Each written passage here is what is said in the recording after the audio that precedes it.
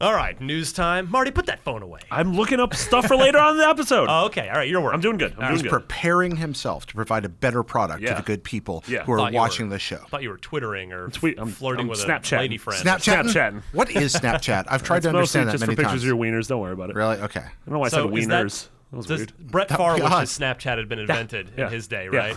Yeah. If only. Could have saved him a lot of trouble. All right. This week in Xbox news, Marty, I want to go to you first. Yeah. This Gearbox CEO Randy Pitchford, who is a very outspoken gentleman, a guy I actually love talking to anytime I get the chance. Fascinating interview. Because he is not just vomiting up PR-fed answers. He will give you a real answer to your real question. Yeah. He's been on the show once before. He's been on Unlocked a while ago. But I hope to have him in again at some point before they get Battleborn out the door, which is, I think they said, is out this winter. Yeah, winter 2015. Which hopefully for them means early 2016, because I can't imagine shipping that new IP in the middle of this fourth quarter hell would be a good point. I feel like we've talked about it in nearly every episode, but that Dying Light window right at the end of January, that's a nice bet. Of course, the question is everybody going to go for the Dying Light window, thereby ruining the Dying Light window? When Uncharted's in the Dying Light window, like, crap. Yeah.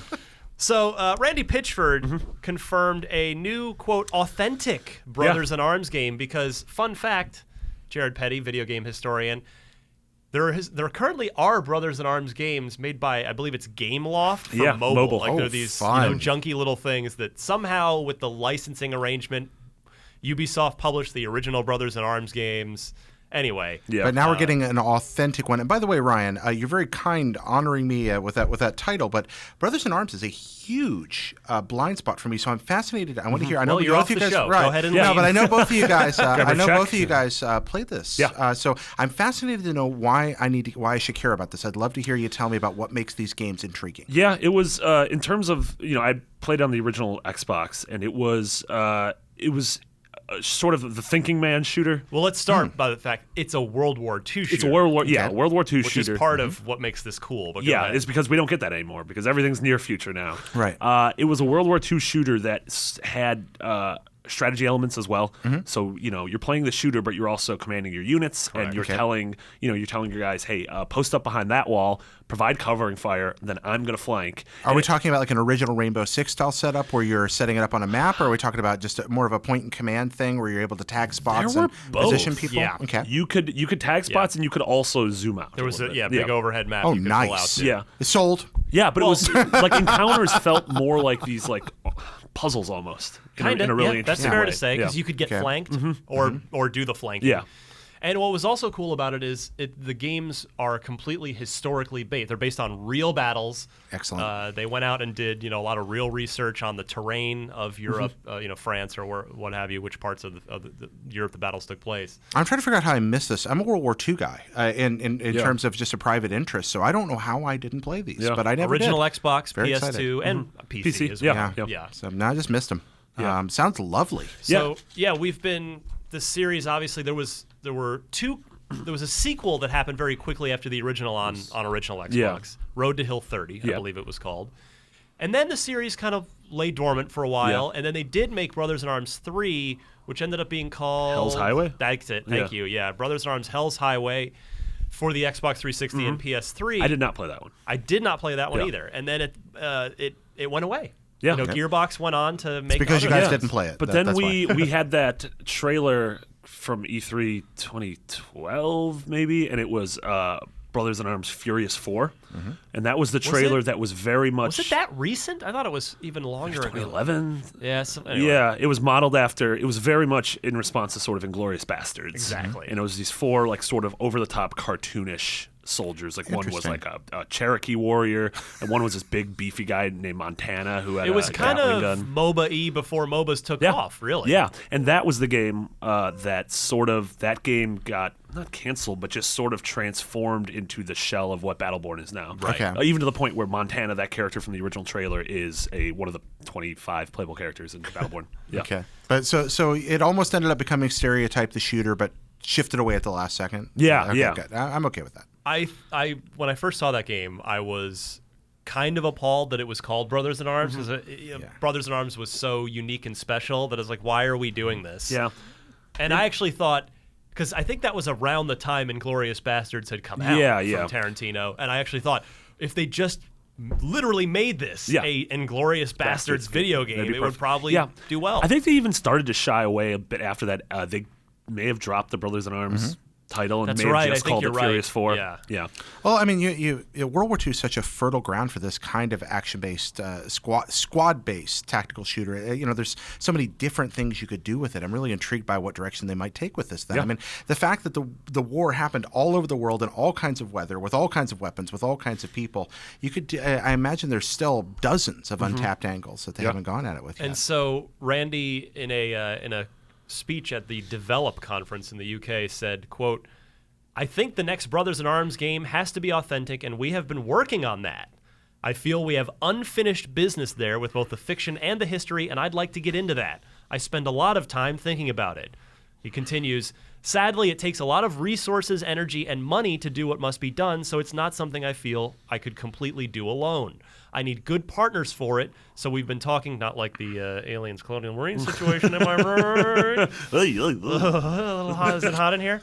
So we've been talking to great folks, but it's really putting all that together that's the limiting factor. Once we put all the partnerships together in terms of publishing, collaborators, and creatives, we can talk about it." And he finishes up by saying, "I feel like I'm on the brink of it, but we're not quite there yet. Once it happens, development will really take off, and then sometime after that, if we don't completely kill ourselves, we'll announce. But we're in the incubation phase with the next one there for sure." Yeah, I mean, if this is Gearbox, because the way he's talking about it is maybe Gearbox wouldn't handle a bulk of the development. That's how I interpret that as well. They're obviously internally handling Battleborn, and then they just started Borderlands 3, or whatever the next Borderlands game is. Randy's talked about, actually even very recently said, well, I didn't just buy Duke to put Duke Nukem Forever out. They own Duke Nukem. Yeah, they own that IP. Brothers in Arms, it's also weird because all the other games were published by Ubisoft, I want to say. Correct. And I feel like that, I don't know if that still exists. Like, I don't know if Ubisoft still has the rights to it. Good question. Yeah. Or if Gearbox owns the IP. Or if UB has like maybe a first right of refusal on any future games. Totally. I would love to see this happen. I mean, other than Company of Heroes, I guess, is one of the few games that still takes place in World War II. Like, we don't have no, that's largely been left behind. I mean, you don't have a lot of that anymore. And we talk about this on the show all the time. There's always a pendulum that swings back and forth. Whether we're talking about the multiplayer flavor of the current age, where we went from in the early 2000s, late 90s, it was just fast action deathmatch, and then it went to team-based stuff, and then it went to co-op stuff, and now it started to come back to the quick, Halo 5 and the sort of faster action deathmatch, and it's the same thing, with the World War II genre. We were so exhausted by it after Call of Duty. What was the last one? 3? Yeah. But there's still so much we can do with that war. I mean, you can be the Chinese resistance fighting the Japanese in Manchuria. But it's also just been an entire generation. Yeah, correct. Exactly. And that's the thing. Now we're pretty much, I think, I can't speak for everybody at IGN, but I think we're all nearing the collective breaking point of near future modern warfare type shooters, where it's like, okay, we get it. Yeah. And the pendulum is going to swing back. Yeah. And what Brothers in Arms would be a great way to have that new era of World War II games. Absolutely.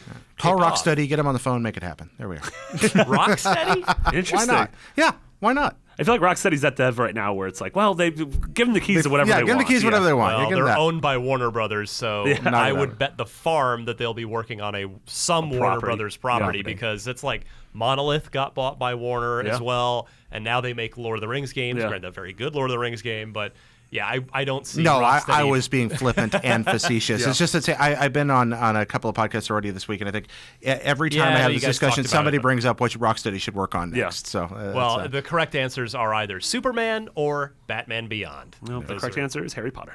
Oh, that'd be amazing. It's gonna happen. Also, it's a WB property. It could happen. It could happen. A Rocksteady Harry Potter game would be everything I want in life. I don't know who. I'm trying to think of a dev I would want to. Who'd have the chops to pull this off well? I don't know. Yeah, I don't know who's done.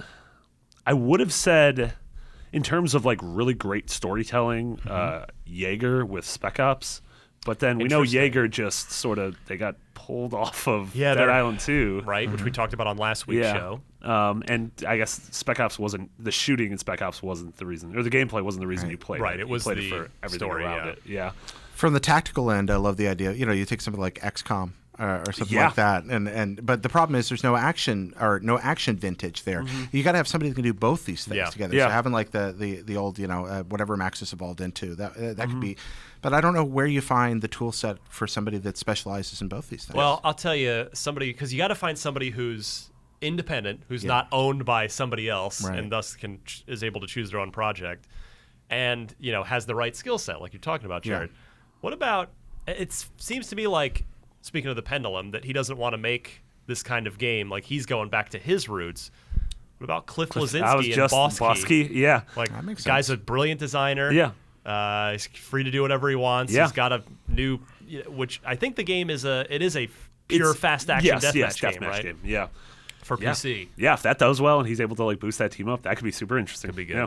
But in any like case, I think we can fairly interpret from Randy Pitchford's comments that I think we're looking at a minimum of 2018 for this game. Yeah. If it's only like an idea, Yeah. not even pre-production, like if it's just like we're thinking about doing this, and it's Yeah. 2015, Yeah. you got to figure it's going to be a while. Yep.